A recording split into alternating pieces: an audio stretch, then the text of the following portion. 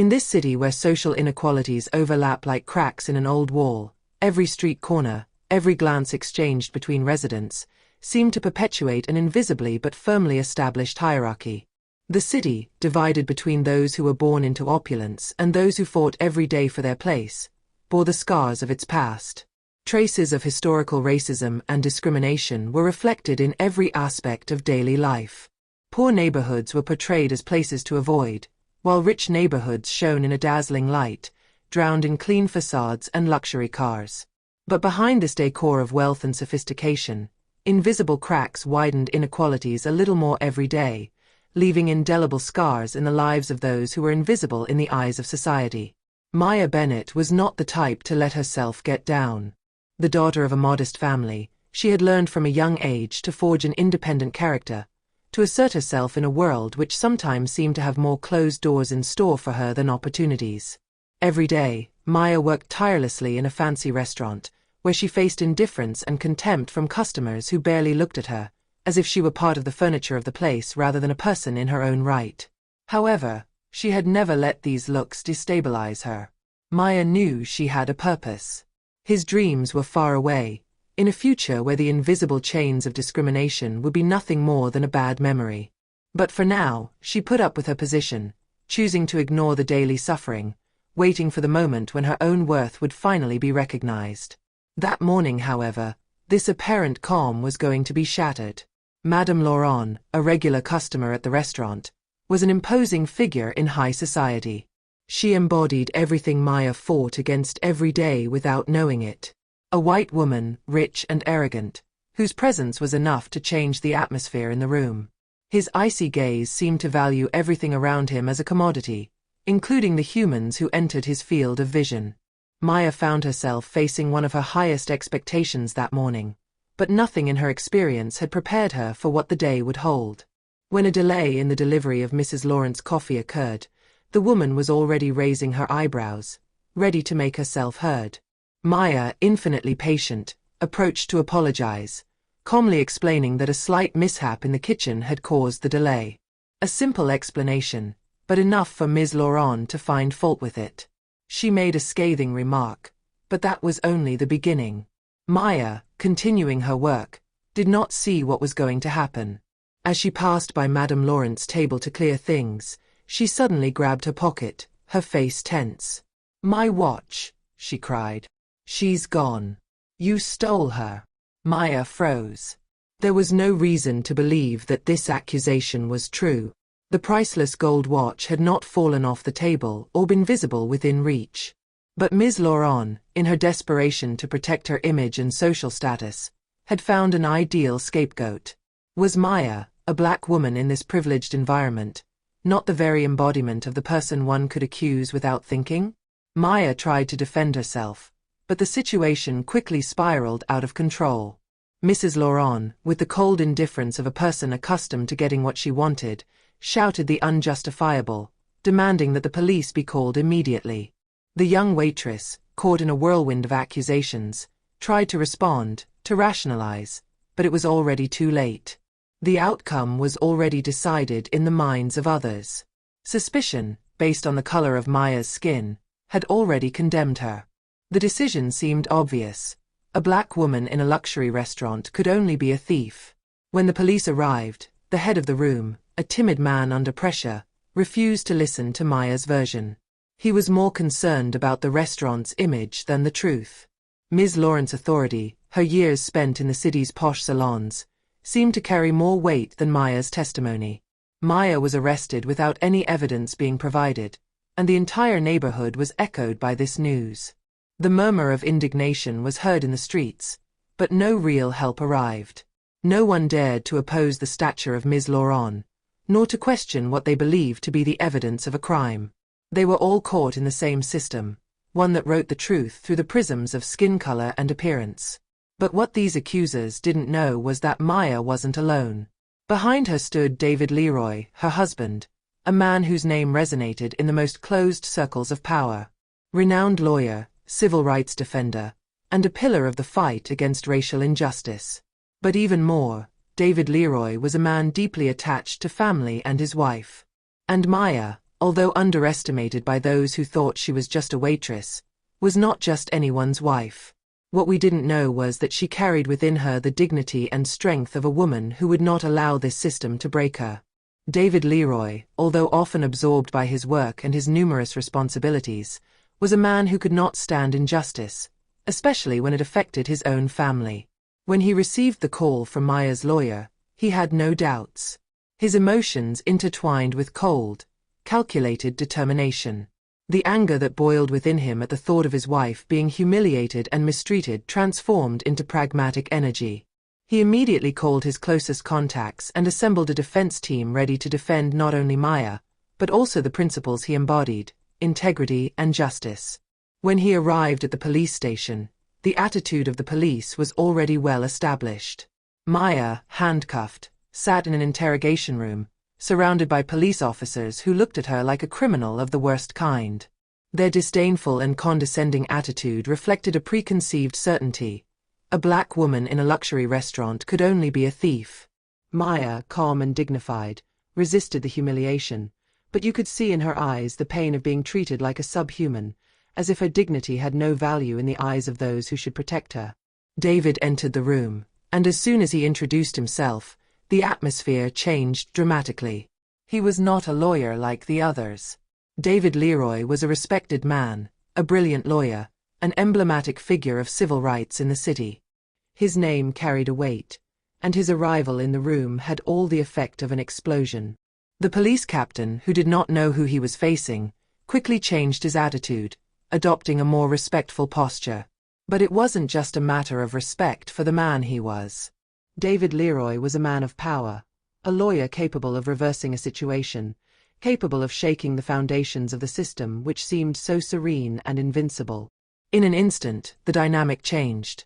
Maya, the simple wrongly accused waitress, became the wife of a man whose name was enough to disrupt the established order. David, however, wasn't there just to get Maya freed. He knew that this case was only one facet of a much broader and deeper problem: the systemic racism that plagued every aspect of society. He was not going to be satisfied with forgetting this incident, nor with simple reparation for the injustice suffered by his wife. It would shine a light on the real cancer eating away at the city: the abuse of power, institutional racism, and the way people of color were constantly presumed to be guilty. In the space of a few hours, David managed to orchestrate a movement of support. Civil rights activists, journalists, and even political figures gathered around the couple. Demonstrations took place, and solidarity rallies took place. Maya, a woman in the shadows until then, became a living symbol of the fight against racial discrimination. The entire city seemed to rise up to defend the dignity of this woman, who had dared to be humiliated in the name of a devastating racist prejudice. Maya's story spread quickly through the media, fueled by overwhelming evidence. The surveillance camera video, which clearly showed that she had nothing to do with the theft of the watch, went viral. But it was an additional detail that shifted public opinion. An anonymous witness came forward and revealed that Ms. Laurent had deliberately staged the theft to discredit Maya, motivated by personal and racist reasons. It appeared that Ms. Laurent, in reality, harbored fierce jealousy and had the habit of belittling people she considered inferior to her, especially if they were black. This revelation, an unexpected twist, brought to light the truth hidden behind the false accusation. But the real surprise came during the trial. Ms. Laurent, confident that her social status and influence would be enough to protect her, presented herself in court as the victim. However, she underestimated David's ingenuity and Maya's strength of character. The overwhelming evidence followed: the eyewitness testimonies, the videos, the financial documents which showed that Ms. Laurent had in fact manipulated the situation to destroy Maya, but also the deeper truth behind the incident: the systemic racism which had fueled this accusation. The public, shocked by the blatant injustice and scale of the plot, unhesitatingly sided with Maya. In a few weeks, Maya became a national symbol of the fight against racism. His name, once tarnished by the false accusation, became a standard for those who fought against racial prejudice.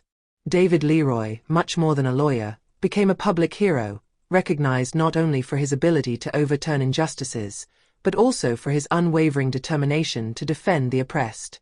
The city, the entire country, was now confronted with a truth that could no longer be ignored. Power structures, no matter how strong they seemed, could be overthrown by those willing to fight for justice. The final verdict, delivered in an atmosphere charged with emotion and tension, was much more than a simple legal victory for Maya. It was a symbolic victory, a victory of truth against prejudice, of justice against systemic injustice. When the judge acquitted Maya, a collective sigh of relief ran through the courtroom, but that was only the beginning. The room still echoed with the echoes of accusations, but now the truth was established. Ms. Laurent, at the height of her high society and arrogance, was forced to issue a public apology, a humiliation she had never anticipated. This apology was not simply intended to appease public opinion, it was a formal admission of his lie, an admission of his deliberate attempt to destroy the life of an innocent woman, simply because she did not have the means to defend herself against the powerful. This scene, where Ms. Laurent, after believing that her status would protect her actions, prostrated herself before the courts, was an image that society could never forget. But the consequences were not limited to this public humiliation. The affair did not end with the simple defeat of Madame Laurent.